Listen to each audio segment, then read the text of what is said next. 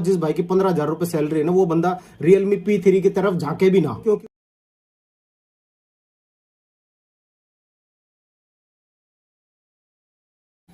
जय हिंद दोस्तों, कैसे हैं आप। पिछली वीडियो को प्यार देने के लिए बहुत बहुत शुक्रिया आप लोगों का। ठीक है, बहुत सारे लोगों ने कमेंट करके पूछा कि 15,000 के अंदर मोबाइल फोन खरीदना है, कौन सा खरीदना चाहिए। तो दो फोन मार्केट में अभी अवेलेबल है, बड़े अच्छे हैं। आपने भी काफी सारे रिव्यूज देखे होंगे इन मोबाइल फोन के। इन फोनों की स्पेसिफिकेशन के बारे में भी आप बहुत ज्यादा जानते होंगे, मुझसे ज्यादा ही जानते होंगे, क्योंकि आपने बहुत सारी वीडियो देख डाली होंगी। मगर मेरा रिव्यू करने का तरीका आपको पता है अलग है। देखो, मार्केट में है ना 15,000 रुपए के आसपास दो फोन लॉन्च हुए हैं, Realme का P3 और एक है Vivo का T4X।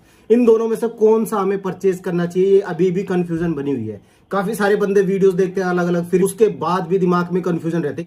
क्यों? क्योंकि जो रिव्यू करने वाले बंदे होते हैं ना, वो कभी उसको अच्छा बताएंगे, कभी उसको अच्छा बताएंगे। लास्ट में निष्कर्ष यही निकलता है कि भाई जो दिल करे वो ले लो, है ना। कि वीडियो में मैं आपको अपने तरीके से समझाने की कोशिश करूंगा। दोनों मोबाइल फोन के अंदर बता देता हूँ। तो सबसे पहले बात कर लेते हैं रेट की। Vivo का T4X आपको 14,000 रुपए के आसपास पड़ जाएगा, 6,128। Realme का P3 ये आपको 16,000 रुपए के आसपास पड़ जाएगा। देखो, रिश्ते दोनों ही अच्छे हैं, दहेज दोनों के साथ बराबर मिलने वाला है, ठीक है, और सारा सामान मिलने वाला है। मेरा कहने का मतलब समझ गए होंगे। अच्छे घराने के लोग हैं, उठ बैठ इनकी अच्छी है। आगे बढ़ते हैं। कहने का मतलब ये है कि बॉक्स के अंदर आपको सारी चीजें मिल जाएंगी, कुछ भी चीज अलग से खरीदने की जरूरत नहीं पड़ेगी। स्क्रीन गार्ड लगाया मिल जाएगा आपको, कवर मिल जाएगा, चार्जर साथ में मिल जाएगा। चीज एक मोबाइल फोन के साथ चाहिए होती है ना, वो सारी चीजें इनमें अवेलेबल आपको मिलेगी बॉक्स के अंदर। मेरा मानना ये होता है कि वही फोन ज्यादा लंबे समय तक चलता है जिसके साथ चार्जर कंपनी साथ में दे, या फिर अगर किसी कंपनी ने चार्जर साथ में नहीं दिया तो आप उसका ओरिजिनल चार्जर उसकी कंपनी की वेबसाइट से खरीदो, वो लंबे समय तक चल जाएगा। समझ गए होंगे। की बात करें तो Vivo के T4X में IP64 की रेटिंग दे रखी है और P3 Ultra में IP69 की रेटिंग दे रखी है। दोनों सही है, बात तो सही है। और इन दोनों में एक दूसरे से क्या फालतू दे रखा है ना, वो मैं आपको शॉर्ट में बता देता हूँ। देखो, T4X में है ना LCD दे रखी है आपको। बैटरी की बात करें तो T4X में आपको 6500 mAh की बैटरी दे रखी है, और Realme P3 में आपको 6000 mAh की बैटरी दे रखी है। डिस्प्ले की बात करें तो Realme P3 में आपको AMOLED डिस्प्ले मिल जाती है कि 120 हर्ट्ज की डिस्प्ले मिल जाएगी। हर्ट्ज दोनों डिस्प्ले में दे रखा है। और डिस्प्ले के बारे में समझते हैं बात। अब यहाँ पे आता है कहानी में ट्विस्ट। यहाँ से शुरू होता है हमारा रिव्यू। Vivo के T4X में आपको LCD डिस्प्ले दे रखी है और Realme P3 में आपको AMOLED डिस्प्ले दे रखी है, इन डिस्प्ले फिंगरप्रिंट वाली डिस्प्ले। समझ गए होंगे आप। यहाँ पे क्वेश्चन ये बनता है, बहुत सारे लोग पूछते हैं भाई लंबे समय तक इन दोनों में से कौन सा फोन चलेगा। दोनों के दोनों है ना लंबे समय तक चलेंगे, अलमारी में रख देना खरीद के, 10 साल बाद निकालना भाई साहब फोन ऐसे कैसे मिलेंगे आपको, ठीक है। और अगर इन्हें यूज करोगे तो भाई कुछ ना कुछ तो देखो दिक्कत आएगी। यहाँ पे मैं अपने रिपेयरिंग के नजरिए से बताता हूँ। भाई मैं मोबाइल रिपेयर करता हूँ, मेरे पास कैसी कैसी प्रॉब्लम लेके बंदे आते रहते हैं। Vivo के T4X में है ना आपको LCD दे रखी है, ठीक है, और P3 में है ना आपको AMOLED डिस्प्ले दे रखी है, ठीक है। देखो, इस तरीके की होती है AMOLEड डिस्प्ले। अब Vivo के T4X में तो LCD दे रखी है और Realme के P3 में AMOLEड डिस्प्ले दे रखी है। यहाँ पे कहानी ये बनती है कि अगर आपके हाथ से फोन गिर गया, महीने 2 महीने में उसकी डिस्प्ले टूट गई, तो कौन सा फोन महंगा पड़ने वाला है ना। बस ये क्लियर करना चाहता हूँ आज की वीडियो में। देखो, साफ बात कहना चाहूँ तो जिस भाई की सैलरी है ना 15,000 रुपए है ना, Realme P3 की तरफ है ना देखना भी मत। मैं बताता हूँ कैसी कैसी मुसीबतें आएंगी। इसकी है ना जो AMOLEड डिस्प्ले होती है, फिंगरप्रिंट वाला AMOLEड पैनल दे रखा है इस फोन में, ठीक है। Realme P3 में ये होता है इन डिस्प्ले फिंगरप्रिंट वाला पैनल। टूट जाती है ना आपके फोन की डिस्प्ले, तो बाहर मार्केट में जब आप रिपेयर कराने के लिए जाओगे ना, तो हमारे पास ही आओगे आप रिपेयरिंग के लिए, है ना। अब यहाँ पे आपके पास ऑप्शन होगा, हम आपको ऑप्शन देंगे भाई साहब, इसकी जो ओरिजिनल AMOLEड डिस्प्ले है ना, ये पड़ेगी आपको 3,000 रुपए की। उस वक्त है ना आप हक्के बक्के रह जाओगे, यार 3,000 रुपए की डिस्प्ले, भाई कुछ कम लगा लो यार। फिर आपको दूसरा ऑप्शन देंगे, हम कहेंगे भाई ठीक है AMOLEड डिस्प्ले मत लगा, तो एक काम कर LCD लगवा ले। LCD डिस्प्ले है ना ऐसी होती है, ये ओरिजिनल थी, ठीक है। इसमें इन डिस्प्ले फिंगरप्रिंट काम करता ओरिजिनल में, मगर जो LCD होगी ना उसमें इन डिस्प्ले फिंगरप्रिंट काम ही नहीं करेगा, और ये सस्ती पड़ेगी। कितनी सस्ती पड़ेगी बताऊं? ये है ना मार्केट में 600-700 रुपए की आ जाती है LCD डिस्प्ले, और आपके Realme P3 में लग जाएगी LCD आराम से। AMOLEड तो कंपनी वालों ने लगा के दी है, मगर LCD डिस्प्ले भी हम लगा सकते हैं। एक ऑप्शन ये होता है, OnePlus के फोन होते हैं भाई साहब, फोन हो गए, या फिर Samsung के फोन हो गए, Samsung का A50 मान लो, मतलब AMOLEड डिस्प्ले वाले तो देखो बहुत सारे फोन है, मान लो M30s मान लो, M31 मान लो, और OnePlus के 2T, OnePlus Nord C4 Nord, OnePlus Nord 2, इनमें जो AMOLEड डिस्प्ले कंपनी वाले देते हैं ना लगा के, जब ये टूट जाती है ना कस्टमर के हाथ से, जो हमारे पास रिपेयर कराने के लिए आते हैं, वो भाई उनकी हिम्मत नहीं होती जो AMOLEड डिस्प्ले दोबारा डलवा ले। वो सीधा ये कहते हैं भाई को सस्ती सी डिस्प्ले डाल दो। फिर हम क्या करते हैं, फिर हम उसको दूसरा ऑप्शन बताते हैं, भाई LCD भी आती है इसी फोन की। ये डिस्प्ले फिर है ना हमें तो पड़ती है देखो 600-700 रुपए की, मगर फिर हम लगाते हैं 200-300 रुपए लगाने के अलग से लेते हैं ना। हमारे भी पेट है, हमने भी काम सीखा, तो पैसे खर्च किए होंगे, तो 200-300 रुपए हम भी लेंगे, तो 1000-1200 रुपए मान लीजिए उसका खर्चा हो जाता है। इतने में वो फिर LCD लगवा के खुश हो जाता है, मगर उससे है ना फिर प्रॉब्लम आएगी आपके फोन में। ये बातें नहीं बताएगा कोई भी आपको। देखो Realme का P3 मान लो आपने ले लिया, उसमें उसमें एमोलेड डिस्प्ले लगी हुई थी, आपने लगवा लिया एलसीडी। आपने रियलमी का P3 ले लिया, आपकी सैलरी है 15,000 रुपए, आपके हाथ से फोन गिरा या फिर घर में बच्चे हैं, फोन तो गिरेगा और उसकी डिस्प्ले टूटेगी जरूर। आप आओगे सर्विस सेंटर जाओगे, भाई साहब 5-6 हजार रुपए का जूतो लगेगा। मगर फिर आप क्या करोगे, फिर लोकल मार्केट में जाओगे आप, फिर हम जैसे बंदों के पास आ जाओगे। आप कहोगे भाई साहब इसमें है ना एमोलेड डिस्प्ले डालनी है, हम कहेंगे भाई साहब 3,000 रुपए की आएगी और फिंगरप्रिंट काम करे ना करे इसकी गारंटी नहीं है ना, यही चीज बोलते हैं दुकान वाले।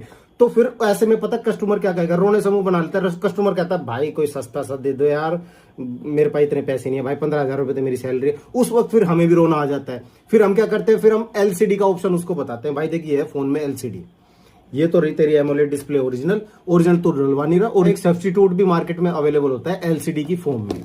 ये एलसीडी डिस्प्ले है, ठीक है, ये पड़ेगी तेरे को 1,000 रुपए की। उसमें कस्टमर खुश हो जाता है, कहता भाई ठीक है यार चलेगी ना, सही मगा चलेगी, बस उसमें है ना फिंगरप्रिंट काम नहीं करेगा। जब तेरे डिस्प्ले पे फिंगरप्रिंट काम करता था और कन्वेंस हो जाता है। मगर ये डिस्प्ले लगाने के बाद देखो क्या क्या मुसीबतें आने वाली है उसके फोन में। कैसी मुसीबतें आएंगी? अकाल सोखा।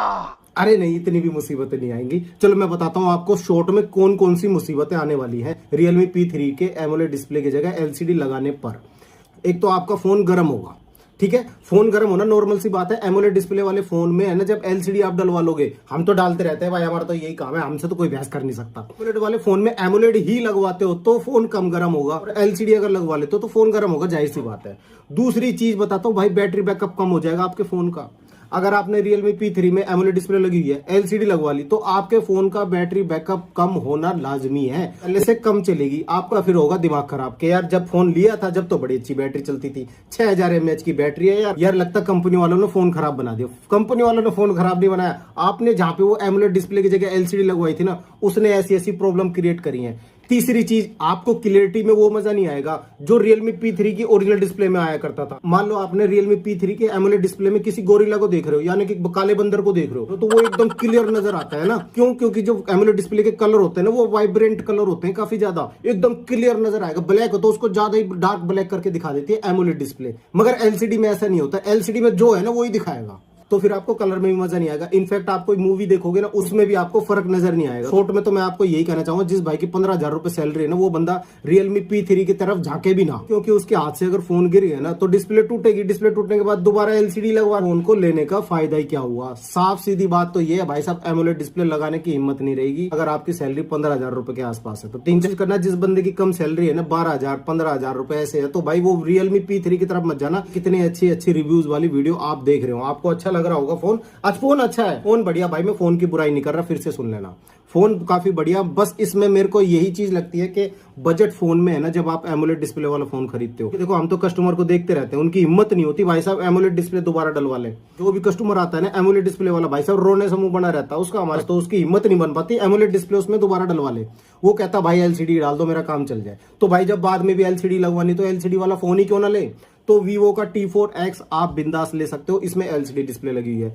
एलसीडी डिस्प्ले टूट गई, इसका फायदा समझो Vivo T4X का, भाई इसके फोन की अगर डिस्प्ले आपके हाथ से टूट गई गिर के, भाई साहब आप है ना दुकान पे जाओगे तो होगा नहीं, वो तो एलसीडी ही डालेगा, लगा ही नहीं सकते। फिर चाहे आपके पास फालतू पैसा, आप कहोगे यार 4,000 रुपए ले ले इसमें एमोलेड डाल दे, ऐसा नहीं होता भाई साहब, एलसीडी वाला फोन है तो उसमें एलसीडी लगेगी। Vivo T4X मान लो आपके हाथ से गिर गया, उसकी डिस्प्ले टूट गई, उसमें एलसीडी लगी हुई है, आप गए सर्विस सेंटर, एक तो प्राइस कम होगा सर्विस सेंटर में भी, और बाकी आप वहां से भी और भी कम प्राइस में चाहते हो ना, फिर आप लोकल मार्केट भी जाके करा सकते हो। लोकल मार्केट में एलसीडी की कई तरह की क्वालिटी आपको मिल जाती है, first copy, second copy, third copy, आपने सुना ही होगा, ऐसा है ना। वहां पे फिर क्या होगा, एलसीडी आप डलवा लोगे, एलसीडी से है ना एलसीडी वाले फोन में कोई दिक्कत नहीं आती भाई, ना तो आपका फोन गर्म होगा, अगर अच्छी क्वालिटी की डिस्प्ले आपने डलवाई तो आपके फोन का बैटरी बैकअप भी सही आएगा, कलर तो आपको जैसे पहले दिखाई दे रहे थे ना वैसे ही नजर आएंगे। मगर एमोलेड डिस्प्ले वाले फोन में एलसीडी लगवाने के बाद है ना भाई साहब इतनी चेंजिंग आ जाती है, बहुत ज्यादा, सबसे बड़ी चेंजिंग तो आ जाती है हमारे शरीर के अंदर। हमारे शरीर के अंदर दिन ब दिन खून कम होने लग जाता है। तो भाई ये था मेरी तरफ से आज का रिव्यू। इन शॉर्ट में आपको बता देता हूँ, अगर आपकी कमाई 20,000 रुपए से ज्यादा है ना तो रियलमी P3 ले लेना, बढ़िया फोन है। और अगर आपकी 10-12 हजार रुपए सैलरी है और आपको एक अच्छा फोन चाहिए, आप सोच रहे हो यार पैसा जोड़ जोड़ के एक लंबे समय तक चलने वाला मोबाइल फोन मेरे को चाहिए, तो T4X ले लेना, जिसमें जो एलसीडी डिस्प्ले वाला फोन है। बैक में है ना आपको प्लास्टिक कवर दे रखा है, ये बहुत अच्छा लगा भाई साहब। मेरे को। कभी कभी है ना ये मोबाइल कंपनी वाले है ना ऐसे ऐसे फोन लॉन्च करते हैं जो लंबे समय तक चल जाते हैं, जिनसे इनका नाम भी बाकी रहता है कि यार इसका वो वाला फोन बहुत अच्छा था, है ना। तो ये कंपनी है ना साल 6 महीने में एक फोन ऐसा लॉन्च करते हैं, और सही फोन जब जब मार्केट में आएगा मैं आपको बताता रहूंगा। जो वीवो का T4X है ना उसमें साइड में फिंगरप्रिंट दे रखा है, ठीक है, फिंगरप्रिंट उसमें भी दे रखा है मगर साइड में दे रखा है। आज की वीडियो में आप LCD डिस्प्ले और LED डिस्प्ले इन दोनों के कंसेप्ट को अच्छे तरीके से समझ गए होंगे। Realme P3 किस कंडीशन में आपको लेना चाहिए और LCD वाला T4X आपको किस कंडीशन में लेना चाहिए। मैं मिलता हूं आपसे अगली वीडियो में, तब तक ख्याल रखिए अपना और अपने मोबाइल फोन का। जय हिंद, जय भारत।